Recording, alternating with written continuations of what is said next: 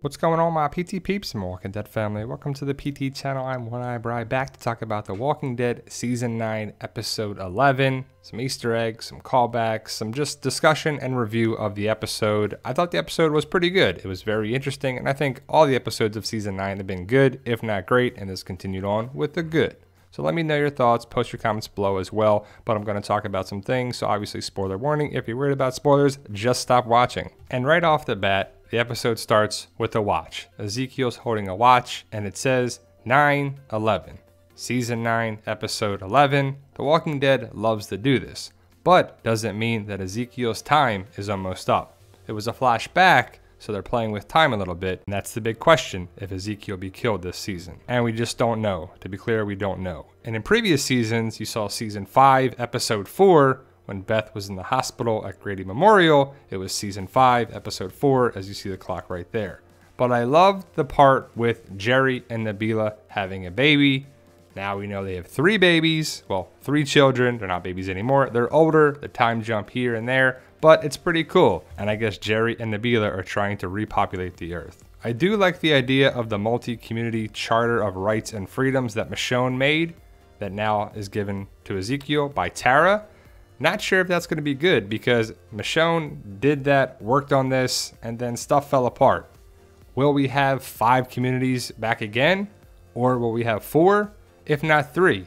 And where is Oceanside? We still don't know. The sanctuary has fallen, so we have 4 of the 5 left potentially, but a lot of people want to know about Oceanside. We just don't know what happened with them and if we'll see them again. I did like the comedy aspect with a Cobra Strike, Jerry, Ezekiel, Diane having a good time with the boombox, but going to the movie theater for a projector bulb, I can understand why they want to bring movies to the kids in the fair, but what?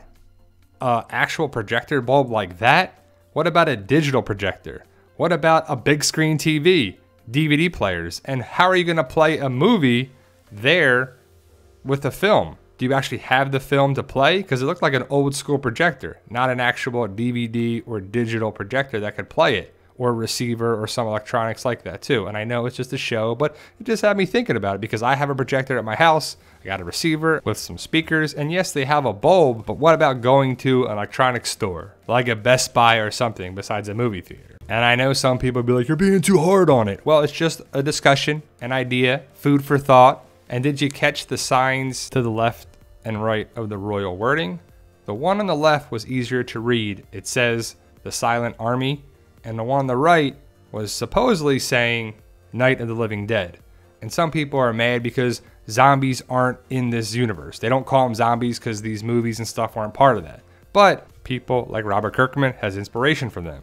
Greg Nicotero has worked on some of those movies, so he loves having callbacks and connections to Night of the Living Dead, Silent Army, Day of the Dead, Dawn of the Dead. You know, the way the zombies look, what they use for certain scenes are straight from different movies, and it's awesome.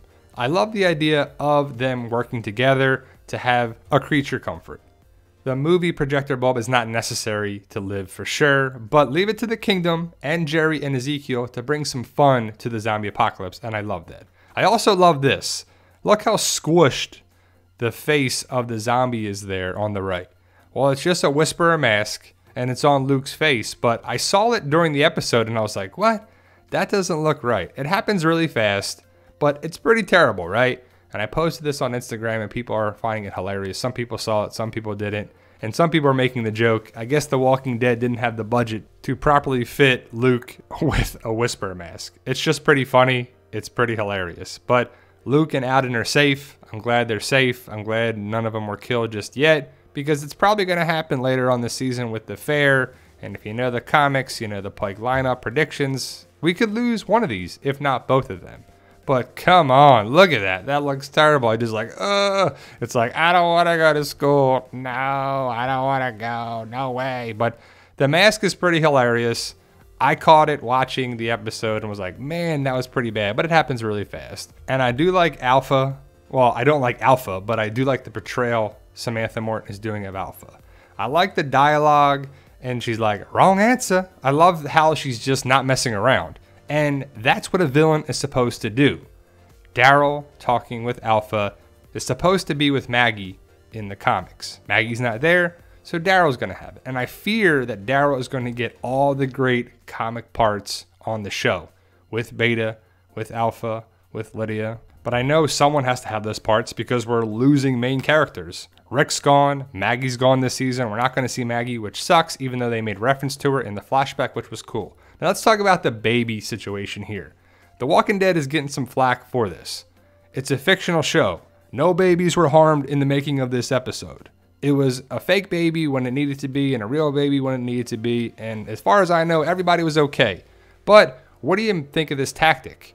Why was the baby brought here? Did Alpha bring the mother and the baby on purpose? And I had a feeling that the baby was used by Alpha for that reason. To test Daryl and those people to see what their priorities are. Would they save the baby? Would they kill Alpha? And I don't think the mom of the baby, if that was the mother, which I think it would be, right, wanted to give up the baby. And I wonder if that's going to be a problem with the Whispers in next episode or the following episodes. Because it's got to be pretty tough for a mother or a parent to just give their baby up like that. And it showed me that the Whispers do what Alpha says. The whole Connie rescuing the baby thing was good. I mean, I'm glad they didn't kill the baby, and I'm glad Tammy and Earl have a baby now. They adopted the baby, and we'll see what happens with Tammy Rose, but I have a feeling that she's going to get killed. We're seeing her more and more of the season, and we'll see how that goes. As for Connie, I definitely like her. I like Magnus Group. I pretty much like everyone in Magnus Group, and Connie included. We'll see what happens with Connie and Daryl as they left to go after Henry, which that's a whole other discussion that we'll get to in a second, but Connie and Daryl working together can be pretty awesome, and I hope it works out for both of them.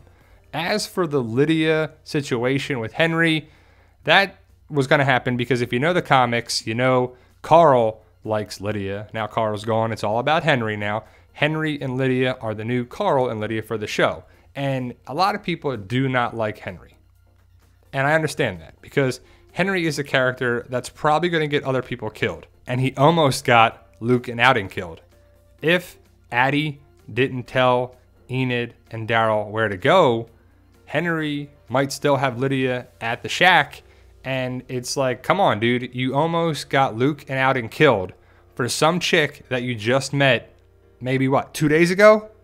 What's up with that? That's crazy. And I know he's a teenager and he's this and young love, but you probably should have just stayed at the kingdom. Because if you stayed at the kingdom, you wouldn't have met Lydia, you wouldn't have had this, you wouldn't have had that. And to be honest, Daryl probably would have killed Lydia. I don't want that to happen, but if Daryl is not interacting with Henry and Henry's not talking with Lydia and there's no getting information from Lydia based on Henry's discussion, Daryl probably has to take Lydia out. And again, I don't want it to happen, but that's probably what happens. The kingdom is safe, and I wonder how the fair is going to happen and the Whispers are going to really crash the party. We'll see if that happens, but I think it will. If you know the potential spoilers going around in the comics, we'll see how it happens. And then we see the big symbol that they spent several seconds just this frame right here.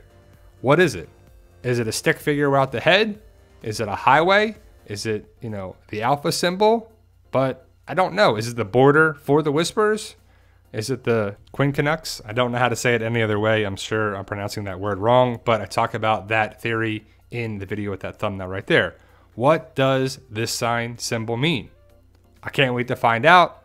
Angela Kang said we'll find out sooner rather than later. We're coming up on episode 9, 12, then 13, 14, 15, and 16. Hopefully we'll find out very, very soon. And I'm excited to see what this actually means. Now, a lot of people think it's the Alpha symbol, the Greek letter for that. And I don't think it is, because if you see the Alpha, Beta, Lambda, Omega symbols there, there's no exact replica of that symbol. I still go with the Quinn Canucks. Again, I apologize for saying it that way. I don't know how else to say it, but I don't see the Alpha symbol looking exactly like that. But I'm excited to find out. And I think season 9 is definitely right up there. We'll see how it goes for episodes 9, 12 through 9, 16. But so far, I think season 9 is great. It could be potentially the third best season. I don't think it's going to pass season 6, season 5 in my book, but season 9 is great. I think The Walking Dead is back. It's a great time to be a Walking Dead fan who stayed watching the show. And did you catch these things? What do you think of the Luke Whisperer mask there? It's pretty hilarious, pretty terrible at the same time, but let me know your thoughts. Post your comments below. Like, share, subscribe. Hit that subscribe button to become a valued member of our PT channel, Walking Dead family. And remember, guys, with hard work, dedication, belief, and sacrifice, you can truly achieve your goals. Believe in yourself. You can do it. It's about love, support, staying positive, making memories, and as always, tell them, Daryl. Yo, we love you guys. Honestly, thank you.